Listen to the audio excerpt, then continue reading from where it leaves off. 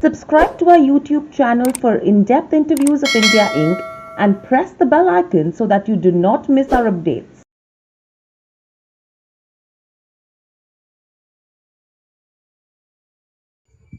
Hello and welcome to Nirmal, ladies and gentlemen. I'm here that we have with us Riya Singh, technical analyst, currencies joining in. Riya, welcome to the show. My first question coming to you is clearly the Indian rupee at one point in time, a couple of weeks ago, was Asia's one of the best performing currencies, and now it has turned into Asia's worst performing currency. Uh, if you could just help us understand, do you think this is something which is expected to continue from here on? What's the kind of trend that you're picking up on the Indian rupee? Here, if you look at the sentiment right now in the rupee, it has already worsened, taking into consideration the recent jump that the nation is going through in the COVID numbers. And reinstating of lockdown measures have definitely taken a toll on the whole economic sentiment that was quite strong, at the start of the year.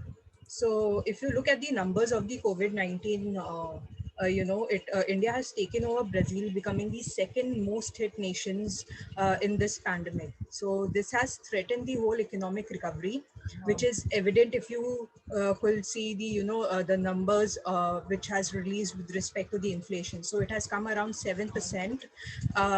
As against 4.17%, which was forecasted for the month. So this is leading to number of actions.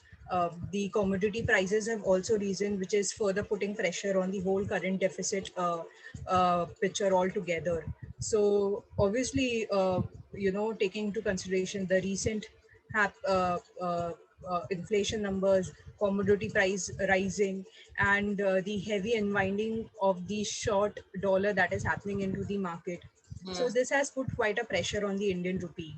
So I think if you ask me what is the trend, I think rupee will continue to weaken and is on the depreciating path. Right. And with this, overall, what do you think with the central banks stand on the rupee losing value? Do you think they will continue the wait and watch game? Central bank is in a kind of a dilemma situation because the recent program that they have released, especially with the GSAP program. So your central bank has promised to fund the government securities around 25,000 crores. So this is a huge commitment from the central bank. And what is happening is, in order to fund such huge amount for the government and to keep the borrowing costs for the government at low, the central bank has to print money. So they'll be printing around the same amount, 25,000 crores, in order to fund the government borrowings. Now we must consider or take into picture that the central bank was already printing money before the program. If you look at the numbers just for the past 3 months, it comes around 79,700 crores. And in addition, so in addition to this number, there's 25,000 crores more that the government, the central bank will be printing on, and the probability that it will continue to do so even after the said numbers is achieved is high. So what this is leading is a liquidity flux into the banking system. So there is a lot of liquidity flux, more than it is required for the for the whole economy. So obviously, in order to support these, to support the rupee, central bank has to come in and sell the dollars from the forex reserve. So if it do go forward with this path, this will result into the, it will suck the rupee altogether from the economy, which it is not, right now, according to its priority. It needs the rupee flux into the economy because it has to fund the government borrowings. So if you go according to the priority list, I think the movement, the move from the central bank will is not expected quite soon, because unless the OMO operations gets done, and what will be the future commitment of the amount throughout the line. So the only two things that could come in rescue for the rupee is if the imports falls, as it was seen when the first wave, when the Indian economy witnessed the first wave. So this will lower the dollar demand and will give some appreciation into the rupee, or else if the RBI do come in for the aid after its OMO operations.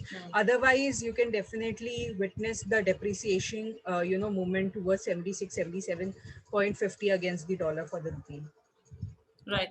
And with this, what do you make of the dollar index? Because last couple of sessions, it has staged a smart recovery.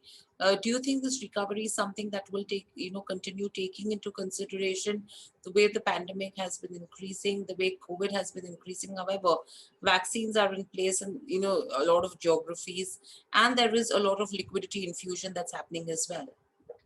Yes, if you look at the dollar index, it has given quite a steady gains in the past three sessions. Now, this will be happening because of the steady performance that we are seeing into the US 10-year bonds, as well as if you look at the recent statements that has come from the Fed, they are stating that the US is entering into an early expansion phase.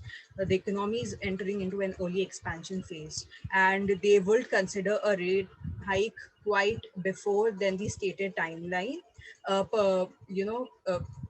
provided that the labor market improves and sustains and the inflation comes back to a moderate 2% track. So even like you said, the progression on the vaccination is quite good into the US as well. It is picking up, and the data anticipated for the month of March is looking quite good. I think the bullish leg will continue for the dollar index. The only two issues that we should, keep at the back of the mind is with respect to the, like you said, the liquidity infusion. There is again a new stimulus bill which is estimated to be around $3 trillion, and plus the deteriorating US-China trade conflict. The latest meetings have not been quite fruitful, so this could get into another debate and may work against the dollar on the longer term.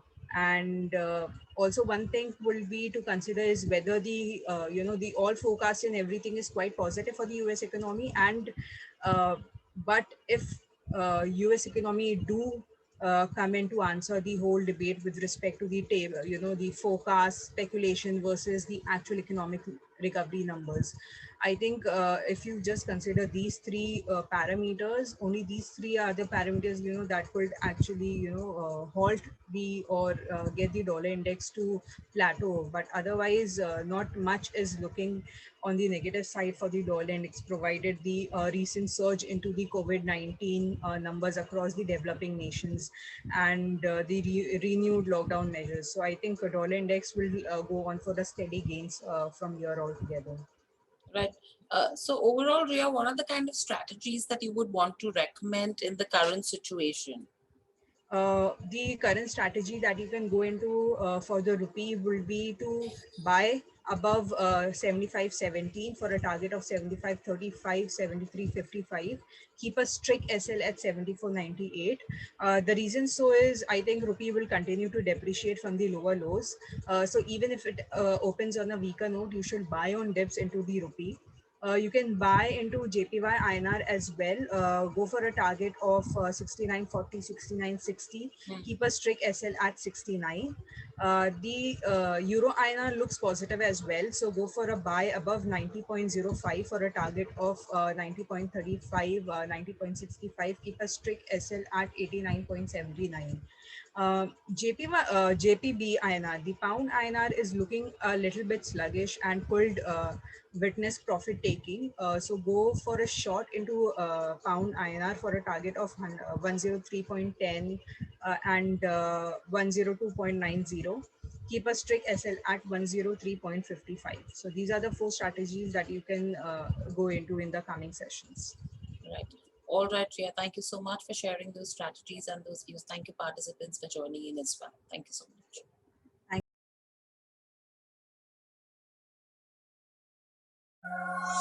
you.